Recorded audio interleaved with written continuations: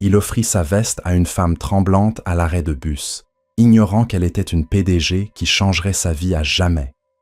Le vent traversait New York comme une lame, la neige tombant régulièrement d'un ciel gris, recouvrant les trottoirs et apaisant le grondement habituel de la ville. À un arrêt de bus presque désert, sous un lampadaire vacillant, Henri se tenait voûté dans une veste olive usée, serrant contre sa poitrine une chemise en papier Kraft usée. À l'intérieur se trouvaient 5 CV, 5 refus silencieux. Il exhala lentement, observant son souffle former un nuage dans l'air froid de la nuit. 46 ans, ancien ingénieur en construction, veuf, père et pour l'instant sans abri. Cette pensée pesait lourdement sur lui, comme la neige s'accumulant à ses pieds. L'éclat rouge d'une enseigne de pharmacie clignotait à proximité. 20h41. Le bus était en retard. Le froid s'infiltrait à travers ses bottes usées. Puis, à travers la neige, une femme apparut. Elle semblait avoir une trentaine d'années, vêtue d'une jupe et d'un chemisier de bureau, sans manteau, ses talons claquant sur le trottoir. Ses cheveux mouillés collaient à son visage, ses bras enroulés étroitement autour d'elle. Elle s'arrêta sous le même auvent, le souffle court, les mains tremblantes. Henri essaya de ne pas la fixer, mais sa présence était frappante, propre, soignée, mais visiblement en souffrance dans le froid. Elle frotta ses mains nues l'une contre l'autre, sans parvenir à les réchauffer. Il détourna le regard. Juste une autre nuit, juste un autre bus vers nulle part. Mais alors, le vent hurla. Elle tressaillit, se recroquevilla, et Henri la regarda à nouveau. Sa veste n'était pas grand-chose, mais c'était quelque chose. Il pouvait la garder, rester silencieux, être comme tout le monde. Mais il ne le fit pas. Sans un mot, il retira sa veste. Le froid le mordit durement. Il s'avança vers elle et la lui tendit. Surprise, elle dit « Vous n'êtes pas obligé de faire ça. » Henri lui adressa un sourire fatigué. « J'ai déjà assez perdu aujourd'hui. Cette veste, c'est la seule chose qu'il me reste à donner. » Elle hésita. « Mais vous en avez plus besoin que moi. » Pourtant, il la drapa doucement sur ses épaules. « Pas ce soir. » La chaleur la surprit. La veste sentait le savon, peut-être le café, le confort. Elle la serra plus fort sans le vouloir. « Merci, » murmura-t-elle. Il hocha la tête, croisant les bras pour se réchauffer. Ils restèrent silencieux, tandis que la neige tombait autour d'eux. Après un moment, elle se tourna vers lui. « Comment vous appelez-vous »« Henri. »« Je suis Claire. »« Enchantée, Claire. » Elle le regarda. « Vous n'auriez pas dû me donner votre veste. » Il sourit faiblement. « Probablement pas, mais je ne pouvais pas vous laisser geler. » Le grondement sourd d'un bus brisa le silence. Les phares percèrent la neige alors qu'il s'arrêtait. Claire s'avança vers lui, puis se retourna. « Vous avez un endroit où aller » Henri haussa les épaules. « Quelque part, » dit-il, sans préciser que c'était la banquette arrière d'un camion rouillé derrière un entrepôt.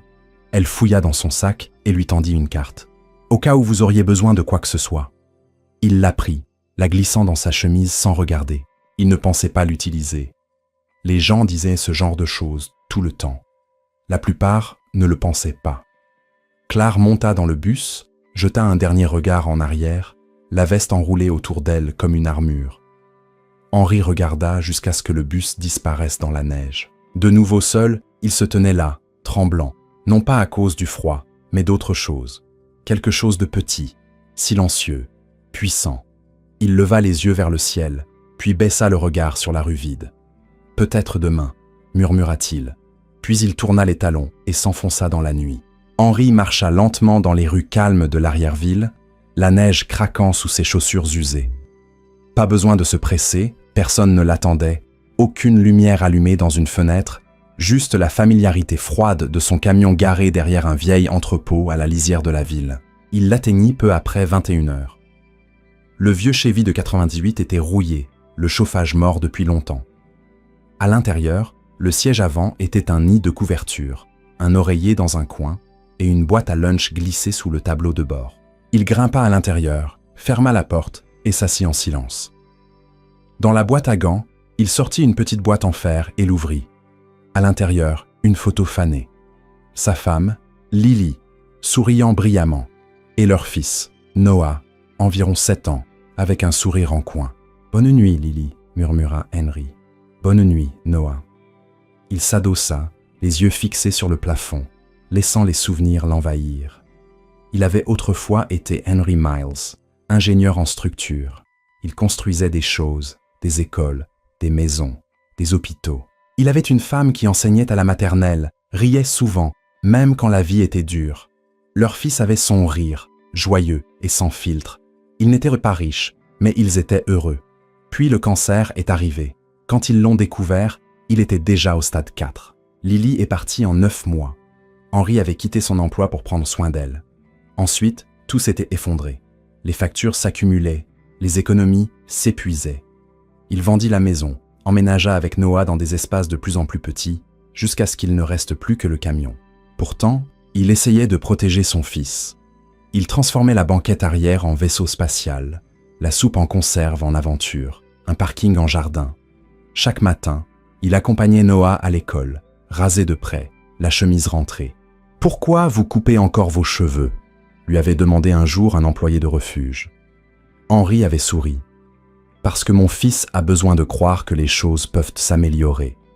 Et je dois avoir l'air de le croire aussi. » Il travaillait à tous les petits boulots qu'il pouvait trouver. Déménager des meubles, réparer des gouttières, balayer des chantiers. Ce n'était pas assez, mais ça les maintenait ensemble jusqu'à l'automne dernier. Une assistante sociale était intervenue. Elle avait dit que ce n'était pas sûr, que Noah avait besoin de stabilité. Henry n'avait pas discuté. Il savait qu'ils avaient raison. Les yeux embués, il signa les papiers, serra son fils dans ses bras et promit « Juste pour l'instant, je reviendrai te chercher. » Depuis, chaque jour était une lutte. Il envoyait des CV, faisait la queue à des salons de l'emploi, prenait des notes à des ateliers gratuits, étudiait des codes à la bibliothèque. Il construisait un plan, lentement, silencieusement. Ce soir-là, ce plan semblait plus loin que jamais. Assis dans son camion froid, frottant ses bras pour se réchauffer, il pensa à Claire, la femme à l'arrêt de bus. À quel point elle semblait avoir froid, à sa surprise quand il lui avait offert sa veste. Il ne savait pas pourquoi il l'avait fait, peut-être parce qu'elle lui rappelait Lily, ou peut-être parce qu'il avait juste besoin de sentir qu'il pouvait encore faire quelque chose de bien, qu'il était encore l'homme qui donnait plus qu'il ne prenait. Dehors, la neige continuait de tomber. Henry tira une couverture sur lui, s'adossa à la vitre froide et ferma les yeux.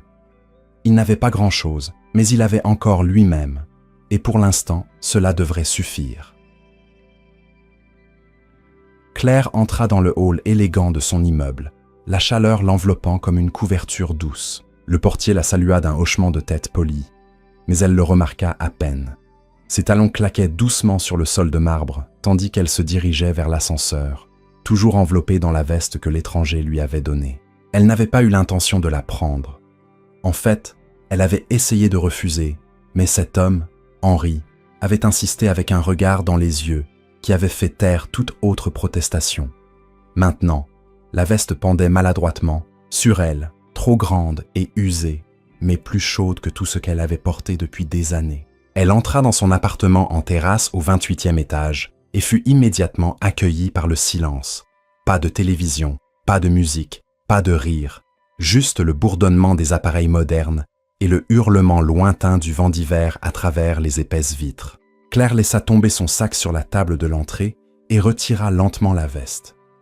Elle était sur le point de la poser quand ses doigts effleurèrent quelque chose dans la poche intérieure. Curieuse, elle y plongea la main et en sortit un morceau de papier plié. Il était usé, froissé au coin, taché d'empreintes et du temps. Elle le déplia soigneusement. C'était un dessin d'enfant, fait au crayon de couleur. 2 bonhommes allumettes se tenèrent la main sous un soleil tordu. L'un était étiqueté « Papa », l'autre « Moi ». Un petit cœur flottait entre eux. En bas, en écriture inégale, il y avait les mots « Je t'aime, papa ». Noah. Claire resta figée. Elle fixa le dessin, les mots se brouillant devant ses yeux. Un tremblement la parcourut et elle s'effondra sur le bord de son canapé, la veste dans une main, le dessin dans l'autre, la gorge serrée. Noah. Ce nom s'était planté dans son esprit comme une épine. la manière dont Henry tenait sa chemise, la fatigue dans ses yeux, le poids dans sa voix. Tout prenait sens maintenant. Ce n'était pas juste un homme qui lui avait donné sa veste, c'était un père. Un père qui portait encore un morceau de son enfant près de son cœur. Un père qui n'avait rien, mais qui avait quand même choisi de donner. Elle regarda autour de son appartement. L'endroit était impeccable. Haut plafond, meuble design, mur de verre, pas un seul cadre photo ou touche personnelle. Un espace conçu pour le succès, pas pour la chaleur. Claire plia le dessin avec soin et le posa sur ses genoux. Puis, sans réfléchir, elle serra la veste contre sa poitrine. Elle sentait encore faiblement quelque chose de familier. Peut-être du détergent, peut-être un souvenir. Et soudain, sans avertissement, des larmes montèrent à ses yeux. Elle n'avait pas pleuré depuis des années, vraiment pas. Pas depuis qu'elle était petite fille, froide et affamée, assise sur les marches de son église, espérant que quelqu'un la remarquerait. Cette nuit-là, quelqu'un l'avait fait, un homme aux yeux bienveillants et au visage marqué. Il avait retiré son manteau et l'avait enroulé autour de ses épaules. Il n'avait pas beaucoup parlé, juste souri et lui avait dit qu'elle irait bien. Cela avait été le premier acte de bonté dont elle se souvenait.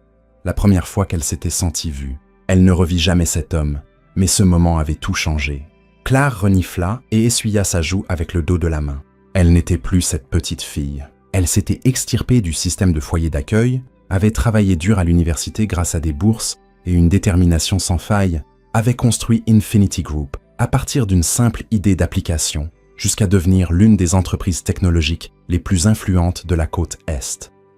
Elle avait gagné chaque dollar, chaque distinction, mais quelque part en chemin, elle avait oublié ce que signifiait avoir besoin, ce que signifiait donner. Ce soir, un étranger le lui avait rappelé. Elle regarda à nouveau le dessin, le petit cœur tremblant entre les bonhommes allumettes, puis la veste dans ses bras, trop grande, trop usée, mais lourde de sens. Et pour la première fois depuis très longtemps, Claire Langston pleura, non pas parce qu'elle était brisée, mais parce que quelque chose en elle s'était doucement, magnifiquement fissuré. Le lendemain matin, Claire était assise à son bureau, une tasse de café intacte refroidissant à côté d'elle. L'horizon s'étendait à perte de vue derrière les fenêtres du sol au plafond de son bureau, mais ses yeux étaient fixés sur le dessin froissé dans sa main.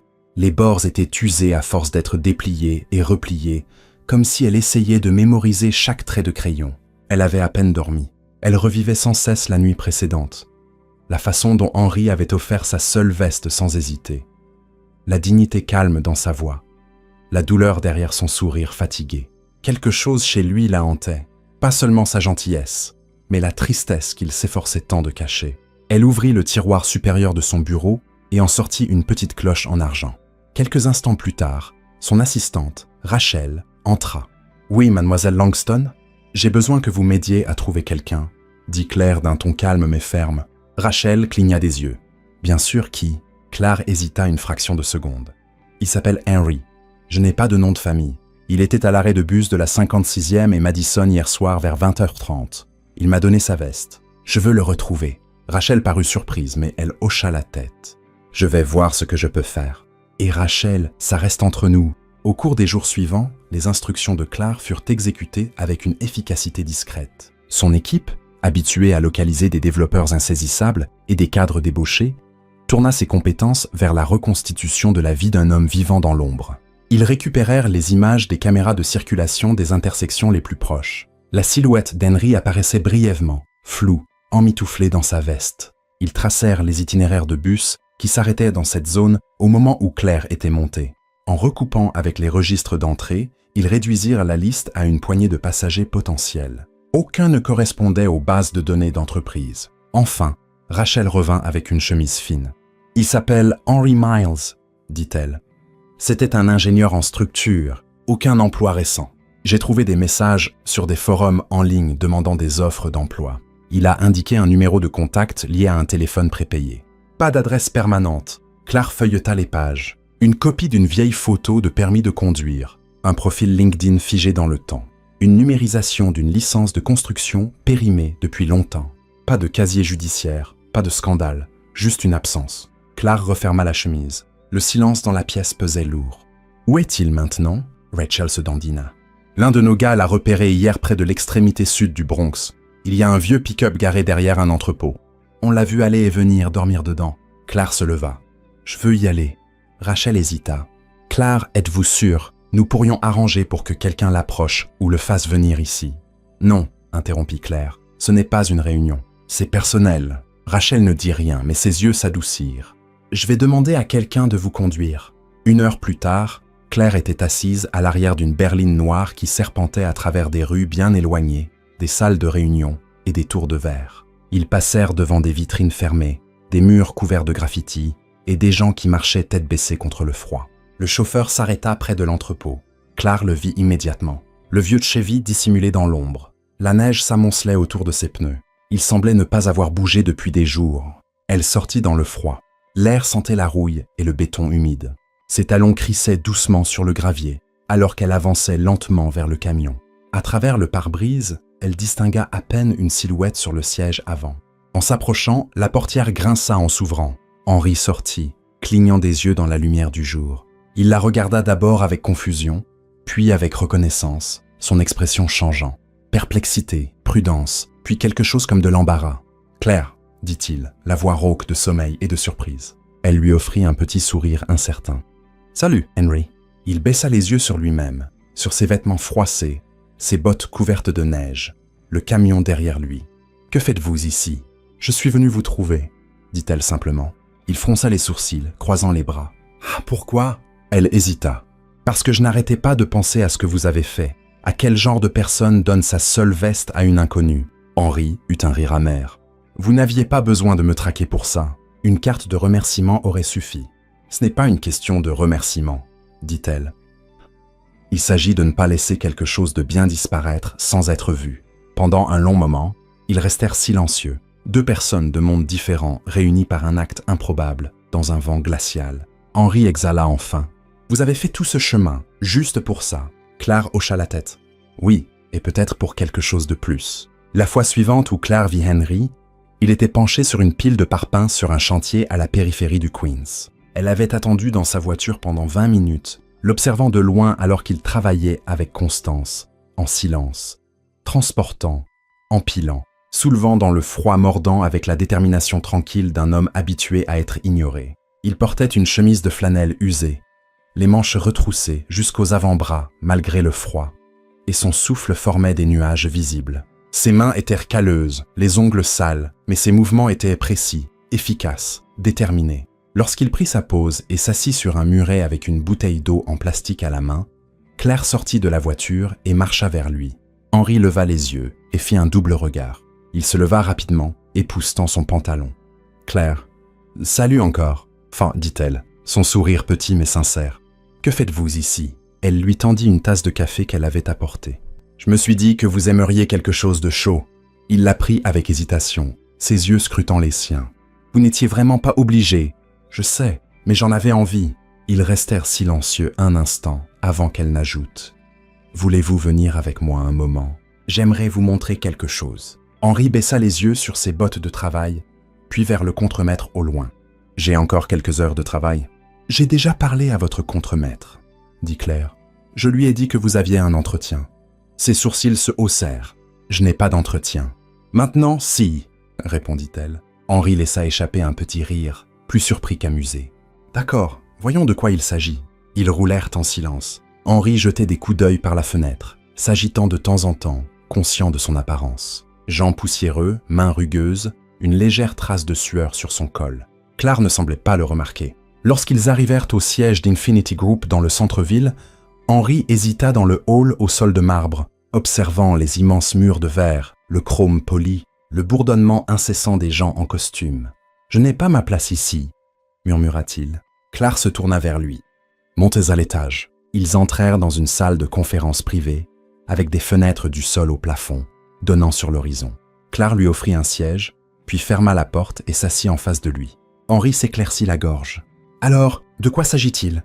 Rendre la veste ?» Claire secoua la tête. « Non, ce n'est pas à propos de la veste. Je l'ai gardée. Elle est à moi maintenant. » Henri cligna des yeux. « D'accord. » Elle se pencha en avant. « Je ne suis pas venu pour vous remercier. Je suis venu parce que vous m'avez rappelé quelque chose que j'avais oublié.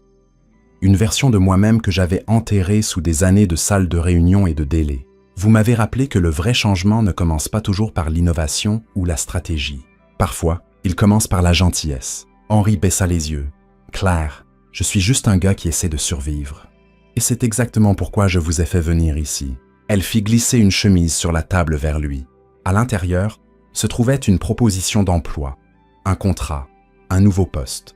Conseiller en valeurs culturelles et humaines. Henri fronça les sourcils en feuilletant les pages. « Qu'est-ce que c'est ? C'est un nouveau rôle que j'ai créé. Quelqu'un qui participe aux décisions des départements, aux programmes de formation, aux discussions de développement, non pas pour parler chiffres ou stratégie, mais pour parler des gens, des valeurs, de la compassion. Vous partageriez vos expériences, aideriez à façonner le cœur de cette entreprise. » Henri rit maladroitement, secouant la tête. « Claire, regardez-moi, je n'ai pas de diplôme en psychologie. Je n'ai pas étudié à Harvard. Je dors dans un camion. Vous étiez ingénieur. Je n'ai rien construit depuis des années. Vous avez construit un moment que je n'oublierai jamais, » dit doucement Claire. Henri détourna le regard, submergé. « Ce n'est pas de la charité, hein, me poursuivit-elle. C'est un rôle que vous seul pouvez remplir. Vous savez ce que c'est que d'être invisible, d'être ignoré. Et pourtant, vous vous êtes arrêté dans le froid et avez donné votre seule veste à une inconnue. Cela m'en dit plus sur le leadership que n'importe quel CV. » Il ouvrit la bouche, la referma, cherchant ses mots. « Je ne suis pas qualifié, » dit-il enfin, la voix basse. Claire se pencha en avant, son regard inébranlable. « Vous n'avez pas besoin d'un diplôme pour apprendre aux gens à se soucier des autres, parce que vous le vivez tous les jours. » Claire le regarda droit dans les yeux et dit « Vous n'avez pas besoin de références pour enseigner aux gens comment être gentil, parce que vous l'avez vécu, et c'est plus puissant que tout ce que vous pourriez écrire sur papier. » La gorge d'Henri se serra. Il fixa la proposition, puis la regarda à nouveau. Et pour la première fois depuis des années, il sentit quelque chose vaciller en lui. Pas de la peur, pas de la défaite, mais de l'espoir. Un espoir brut, inconnu, terrifiant. Henri était assis seul sur un banc à l'extérieur du gigantesque immeuble de bureau, la proposition d'emploi reposant, non lue, sur ses genoux. Ses doigts glissaient le long des bords de la chemise, mais ses yeux fixaient la rue animée, sans focus. Il ne pouvait pas le faire. Ce n'était pas qu'il n'en avait pas envie. Au fond de lui, il le voulait. Mais la peur le tenait fermement, familière. Le genre de peur qui murmurait des choses cruelles, tard dans la nuit. « Elle est juste gentille. Ce n'est pas réel. Tu vas tout gâcher. Tu le fais toujours. » L'offre semblait être un piège enveloppé de bonté. Et Henri, qui avait passé des années à apprendre à se méfier de tout ce qui semblait trop beau pour être vrai, ne pouvait se débarrasser du poids du doute. Il ne vit pas Claire sortir du bâtiment et marcher vers lui jusqu'à ce qu'elle s'asseye à côté de lui en silence. « Tu ne l'as pas ouverte, » dit-elle doucement. Henri laissa échapper un rire sec. « Je n'ai pas pensé que c'était nécessaire. Je sais déjà comment ça finit. » Claire inclina la tête. « Comment ? Quelqu'un comme moi n'atterrit pas dans un endroit comme celui-ci. On ne construit pas une entreprise comme Infinity en embauchant des gens qui dorment dans des camions. Oh, tu penses que je t'ai fait une offre par pitié ? Je pense que je n'ai pas ma place dans ton monde. » Claire regarda devant elle un instant, puis se leva. « Viens avec moi, juste 1 heure, Henri. Pas de costume, pas de réunion. Fais-moi juste confiance. » Contre son instinct, il se leva. Ils roulèrent en silence pendant plus de 30 minutes, loin des tours scintillantes de la ville, jusqu'à un quartier plus calme. Enfin, ils s'arrêtèrent devant un modeste bâtiment en briques rouges, avec un auvent vert délavé. Une enseigne peinte indiquait « L'endroit de Thomas, un espace sûr pour chaque enfant. » Henri la suivit à l'intérieur. Les murs étaient lumineux, couverts d'empreintes de mains, d'animaux peints, de citations sur la gentillesse. L'air sentait légèrement les crayons de couleur et le pain chaud. Des éclats de rire résonnaient dans le couloir, des rires d'enfants, hauts, joyeux, spontanés. Claire le guida devant une cuisine communautaire, une salle de lecture, jusqu'à une grande salle de jeu remplie de jouets d'occasion et d'affiches faites main. Des enfants de tous âges étaient éparpillés sur le sol, construisant des puzzles, lisant, jouant. « Cet endroit, » dit Claire à voix basse, « porte le nom de l'homme qui m'a sauvé. » Henri la regarda. « J'ai grandi dans des foyers d'accueil, ballottés d'un endroit à l'autre. Certains étaient gentils, d'autres non. Une nuit, je me suis enfui. Il faisait glacial. J'avais 12 ans. Je me suis recroquevillé devant une église, attendant juste le matin. » Elle marqua une pause. Sa voix s'adoucit. « Il m'a trouvé, un vieil homme nommé Thomas. Il m'a donné son manteau, est resté avec moi toute la nuit, n'a posé aucune question. Il est juste resté. » Henri ne parla pas. Il ne pouvait pas. « Je ne l'ai jamais revu, Giz poursuivit Claire. Mais ce moment, c'était comme si quelqu'un avait tendu la main dans l'obscurité et m'avait dit « Tu comptes, j'ai construit cet endroit à cause de lui. » Elle se tourna pour lui faire face pleinement. Et la semaine dernière, quelqu'un d'autre m'a donné une veste. Il ne savait pas qui j'étais. Il n'a rien demandé. Il a juste donné. Henri déglutit difficilement. « Tu me rappelles cet homme, » dit-elle. « Pas à cause de ce que tu m'as donné, mais à cause de qui tu es. » Ils restèrent silencieux, entourés par les sons de la vie et des rires. Les yeux d'Henri parcourèrent la pièce, observant les enfants jouer. Un bénévole lacère une chaussure. Un jeune garçon lire à voix haute avec trop d'énergie. L'endroit était chaleureux, réel. Claire toucha doucement son bras. « Je n'ai pas besoin que tu te fondes dans une salle de réunion, Henri. J'ai besoin que tu rappelles aux gens ceci, ce que signifie se soucier des autres. » Henri ne répondit pas avec des mots. Ses yeux étaient humides maintenant. Il baissa la tête, essayant de chasser les larmes, mais elles vinrent quand même. Des larmes silencieuses, sans retenue.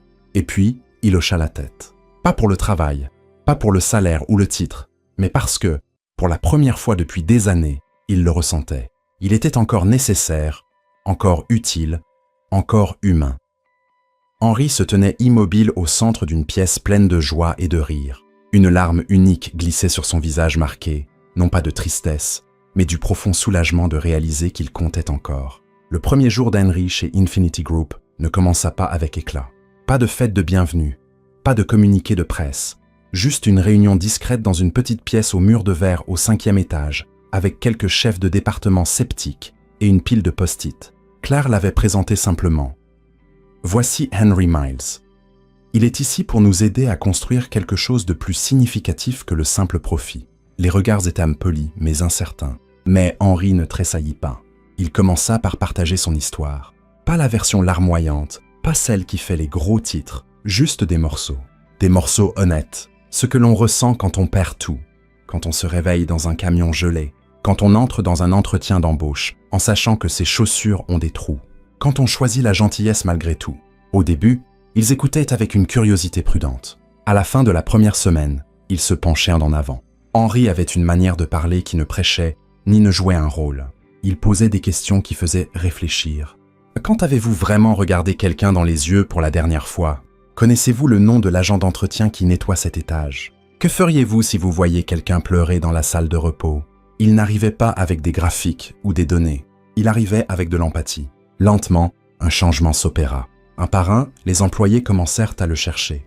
D'abord les stagiaires, puis les jeunes développeurs, puis les chefs de département. Certains venaient parler de stress, d'autres d'épuisement. Quelques-uns venaient juste pour s'asseoir tranquillement pendant le déjeuner. Henri écoutait, et quand il parlait, il n'offrait pas de solution. Il offrait une perspective. « Vous n'êtes pas brisé », dit-il un jour à un jeune programmeur qui avoua n'avoir pas dormi depuis 3 jours. « Vous êtes juste fatigué. Être fatigué ne signifie pas que vous êtes faible. Ça signifie que vous vous êtes soucié trop longtemps sans que quelqu'un se soucie de vous en retour. » Cette phrase finit par être collée sur les portes des bureaux, imprimée sur des tasses, citée dans les emails de l'entreprise. Claire observait tout cela depuis son bureau d'angle. Elle voyait comment les conversations dans la salle de repos changeaient, comment le rire revenait, comment la productivité augmentait, non pas à cause de la pression, mais parce que les gens se sentaient vus. Il ne fallut pas longtemps pour qu'Henry ait son propre espace officiel, petit, chaleureux, rempli de plantes, de livres d'occasion et d'une cafetière qui ne semblait jamais vide. En dehors du travail, la vie recommença à se reconstruire de manière discrète mais significative. Avec l'aide de Claire et une petite allocation de logement de l'entreprise, Henri put verser un acompte pour une modeste maison d'une chambre à la périphérie de Brooklyn. Ce n'était pas grand-chose, mais elle avait un porche, un petit jardin et des murs qui ne tremblèrent pas dans le vent. Plus important encore, elle avait de la place pour Noah. Maintenant, en première année dans une université locale, Noah était revenu vivre avec son père. Leur premier dîner dans la nouvelle maison fut simple, des spaghettis et du pain à l'ail. Mais Henry s'en souviendrait toute sa vie. « Tu as tenu ta promesse », avait dit Noah ce soir-là, les larmes aux yeux. Henry n'avait pas répondu. Il ne pouvait pas avec des mots, mais le regard dans ses yeux disait tout. Quant à Claire, elle et Henry se voyaient presque tous les jours. Au début, c'était pour le travail, les réunions, les stratégies, les collaborations. Puis, sans le vouloir, cela devint plus. Ils commencèrent à déjeuner ensemble, puis à marcher jusqu'au métro ensemble. Les cafés du week-end se transformèrent en soirées, à regarder de vieux films, à parler de tout et de rien. Ce n'était pas spectaculaire. Ce n'était pas rapide. Ça s'est juste produit. Deux personnes qui avaient passé des années à construire une armure autour d'elles ne trouvèrent du réconfort que dans la compagnie tranquille de quelqu'un qui ne demandait rien d'autre que d'être là. Un après-midi tardif, alors qu'ils se tenaient sur le toit du bâtiment, regardant le coucher de soleil derrière l'horizon, Claire dit doucement « Tu as changé cet endroit, Henry. » Il rit. « Non, je leur ai juste rappelé ce qu'ils savaient déjà. » Elle le regarda. « Et à moi aussi. » Henry venait de terminer un atelier sur la résilience quand un jeune homme s'attarda après que tout le monde fut parti. Il n'avait pas plus de 22 ans, maigre, pâle, les yeux cernés par l'insomnie. « Je voulais juste dire quelque chose, » dit-il la voix tremblante. « Le mois dernier, j'allais abandonner. Tout, la vie, je veux dire, j'en avais fini. Mais ensuite, je t'ai entendu parler et ça m'a arrêté. » Henry resta immobile, le cœur battant. « Tu as dit quelque chose sur le fait que les gens n'ont pas besoin d'être réparés. Ils ont juste besoin d'être entendus. Personne ne m'avait jamais dit ça avant. J'ai eu l'impression que quelqu'un me voyait enfin. » Le jeune homme déglutit difficilement. « Sans toi, je ne pense pas que je serais ici. » La poitrine d'Henry se serra. Il s'avança et posa une main sur l'épaule du jeune homme. « Je suis vraiment heureux que tu sois là. » Après le départ du jeune homme, Henry s'assit dans son fauteuil, la pièce soudain silencieuse, les mots résonnant dans son esprit. Il s'était autrefois demandé s'il compterait encore un jour. Maintenant, il avait sa réponse. L'atrium d'Infinity Group n'avait jamais été ainsi auparavant. Les bannières des réussites trimestrielles et des lancements de produits avaient disparu. À leur place pendèrent des draps blancs doux, des guirlandes de lumière chaude et une immense pancarte où l'on pouvait lire en lettres élégantes « Journée d'un acte de gentillesse ». Les employés se tenaient épaule contre épaule, vêtus de leurs plus beaux habits, non pas pour affaires, mais pour quelque chose de bien plus significatif. Sur la scène centrale, Claire Langston monta au pupitre, son regard balayant la salle. « Cette journée n'est pas une question de chiffres, » y commença-t-elle. « C'est une question de moment. La salle se tut. Il y a un an, j'étais à un arrêt de bus dans le froid glacial, seul, fatigué et plus perdu que je ne le réalisais. Et puis, un homme que je n'avais jamais rencontré a fait quelque chose que personne d'autre n'avait fait cette nuit-là. Il m'a donné sa veste. » Un murmure de reconnaissance parcourut la foule. Claire sourit doucement.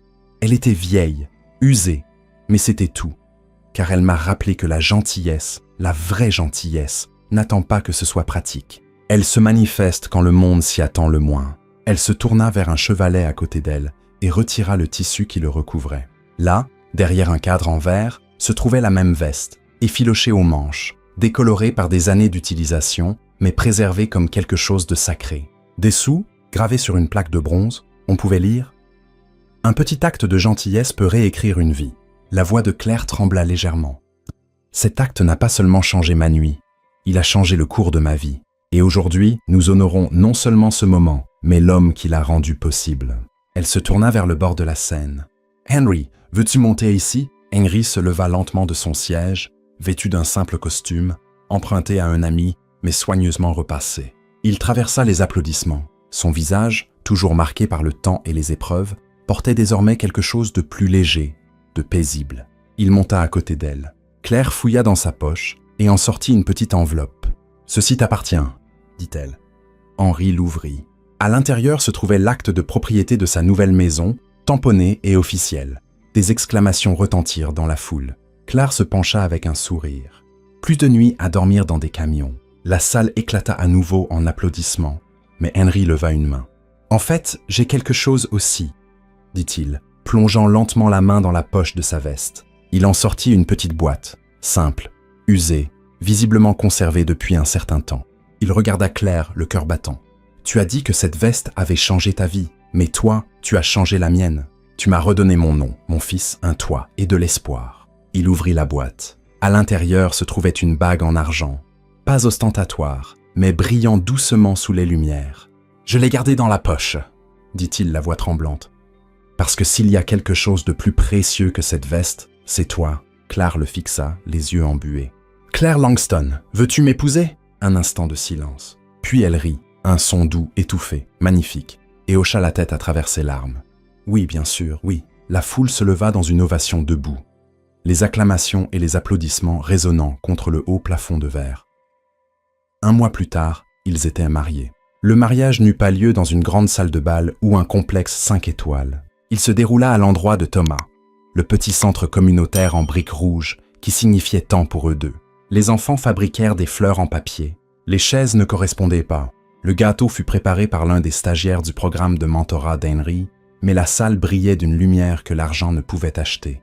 Claire portait une robe blanche simple, ses cheveux détachés. Henry portait à nouveau ce même costume. Noah se tenait à ses côtés comme témoin. Les invités étaient des bénévoles, des collègues, des gens des refuges et des dizaines de jeunes employés qui avaient un jour cherché un sens dans le petit bureau d'Henry. Pendant les vœux, Claire prit les mains d'Henry et le regarda dans les yeux. « Un jour, tu m'as donné une veste. »« Aïe, dit-elle, la voix claire et assurée. Ce soir, je te donne toute ma vie. » Ces mots tombèrent sur la salle comme la lumière à travers un vitrail. Doux, rayonnant, inoubliable. Henry ne pouvait pas parler. Il hocha simplement la tête, des larmes glissant sur ses joues, alors que la foule autour d'eux essuyait ses yeux. Les rires suivirent, la musique joua.